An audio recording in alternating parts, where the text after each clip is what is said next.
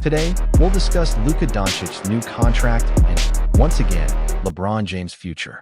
We'll look at the new case involving Gilbert Arenas, the biggest gangster in NBA history, attacks on Kevin Durant by his teammate, and Nikola Jokić's attempts to escape the NBA and quit basketball once and for all. A slimmer, fresher, and fitter Luka Doncic arrived in Los Angeles to extend his contract with the Lakers. 3 years, $165 million. It's the maximum, but the 3-year term, rather than 4, allows Luka to qualify for a 5-year, $418 million extension in the 2028-29 season. Even if Luka hadn't taken charge of his body and shown visible changes in his training this summer, he would still have gotten this contract. It is clear that the Lakers' future depends on him, and after the sale of the club, it became clear that Doncic is the face of the franchise. At the same time, of course, LeBron James is still the #1 figure in the media, and the press conference on Luka's extension did not go without mentioning the king. LeBron's contract is another important condition for you. During the offseason, he chose to spend his 23rd year in the league, and Rich Paul then made a statement on ESPN. Yes, as far as we know, Rich informed you about this statement beforehand, but they said that LeBron and his entourage wanted to see how the Lakers would shape up. Do you have any understanding of how they assess the team now, at this point? After that statement in June, do you expect LeBron to finish his career as a Laker? Yes. All the interactions we've had with LeBron and his entourage, especially Rich, have been positive. They have been supportive. Everything has been very professional. Rich has been great. The dialogue with him has always been open and consistent.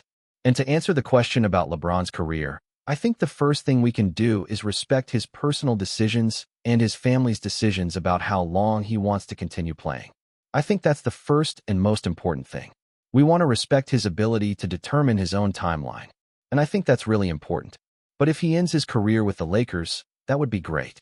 If you have a clear understanding of LeBron's future after this answer, be sure to write to us. There have been a lot of rumors surrounding Bulls center Nikola Vucevic in recent days. Chicago refused to trade the player at the trade deadline, but now they just can't find a decent offer. Many insiders believe that Chernigor's contract will simply be bought out. Some are confident that after that, Vucevic could immediately head to Europe. However, Los Angeles insider Anthony Irwin says that the Lakers are actively monitoring the situation with Nikola and will be ready to jump in with an offer if he becomes a free agent. The market is currently in a state of absolute stagnation, with almost no options left. Therefore, if LA signs a veteran like him in this context, it can be considered a reinforcement. The New York Knicks have extended Mikal Bridges' contract for 4 years and $150 million. The extension takes effect from the 2026-27 season. Like Jalen Brunson last year, Bridges gave up several $million to the club to get the maximum deal. It is also worth noting that Mikal rejected the option of entering the open market in 2026. There, he could have expected $200 million, similar to the contract Ojan Anunoby received. Last season, Bridges played a record 37 minutes per game. For the first time in his career, he was used as the first defender on the wing, averaging 17.5 points per game. Mikal changed his shooting technique and posted the second-worst percentage of his career from beyond the arc, 35.4%, and only 30% without counting corner three-pointers. In New York, he was severely limited in his drives and repeated his career low in free throw attempts, only 1.5 times per game. He will turn 29 in August. Despite rumors of a potential roster overhaul following Bridges' departure, the Knicks are confident that he can reach new heights in Mike Brown's offensive system. That player is Gilbert Arenas. He was an outstanding scorer who averaged nearly 30 points per game in a single season. He was selected for the All-Star game 3 times and was the league's most improved player. Even after his career, Gilbert stands out for his sharp comments on podcasts. But most of you remember him as the guy who brought a gun to the Washington Wizards locker room. Arenas received a suspended sentence for illegal possession of a firearm and went down in history as the NBA's gun-toting gangster. 15 years later, Gilbert got into another legal trouble. On July 30th, he was arrested on charges of organizing high-stakes poker games at his mansion in Los Angeles. Gilbert was released on bail and insists that he simply rented the house and is not guilty of anything. However, this is not the starting point of the case. Back in 2022, the former All-Star's house was searched, and the Fed seized a large amount of cash. Arenas played dumb and claimed he didn't know about the games and tried to get the money back through an official petition. It is worth noting that the prosecution apparently has sufficient evidence. From Gilbert's correspondence with other suspects about the poker game to a photo of a poker table with the number 0 and the caption, Arenas Poker Club. Along with the basketball player, 5 other people were detained, including Israeli citizen Yevgeny Gershman, who is believed to be a member of a large Israeli criminal gang operating worldwide. According to reports, Jinya was responsible for recruiting staff for the Arenas club.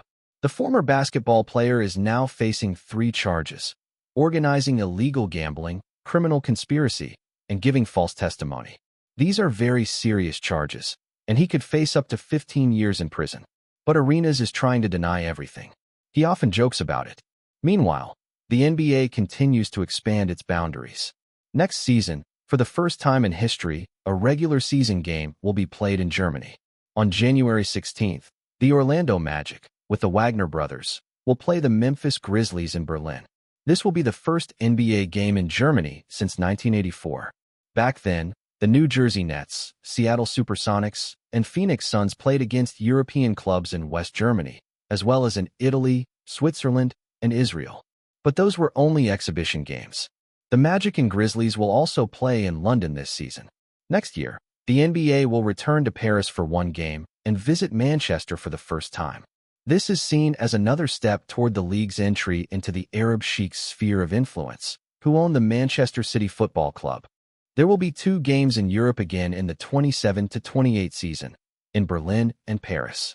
Jabari Smith and Trey Murphy talked about their progress and the future of their teams on the Old Man and the Tree podcast. And there, the Houston forward spoke for the first time about his new partner, Kevin Durant. Well, to be honest, he was my favorite player. Until he moved to Golden State, that is. That turned everyone off, but you know what I mean. That's how it was. I think everyone who was tall and could shoot wanted to be like KD. Recently, DeMarcus Cousins reappeared in the media with a statement that his number should be retired by the Sacramento Kings. He spent 7 years there, made 4 All-Star appearances, and was twice named to the All-NBA second team. And right now, as he retires from the Sacramento Kings, he remains the 7th player in franchise history in points scored and 6th in rebounds. Overall, this is certainly respectable, but Boogie never even led the Kings to the playoffs. And it seems that De'Aaron Fox, for example, did much more for the Kings during his time there. Of course, I don't know. Different times, different teams. It's all difficult to compare, but in my opinion, it's quite strange in itself when a player has to beg the club for such honors. But here's what's more interesting. Cousins talked about how Nikola Jokic, even before signing his maximum contract and winning the championship title, was planning to end his career. If you ever had the opportunity to talk to him and he told you a little about himself, you would understand that he doesn't really give a damn about basketball. He doesn't care at all. It's his 2nd or even 3rd favorite activity. I think maybe even 4th. There were many games when he did all kinds of crazy things in his own style, but he probably didn't even want to play then. And that's the scariest thing about him. It's really wild. When I was in Denver, our lockers were next to each other. I don't remember who signed a contract then, someone at Nikola's level. And I say to him, "Is your contract going to be crazy?" And he says, "Bro, to be honest, I think I can end my career after this contract." And I'm like, "You're going to turn down $300 million?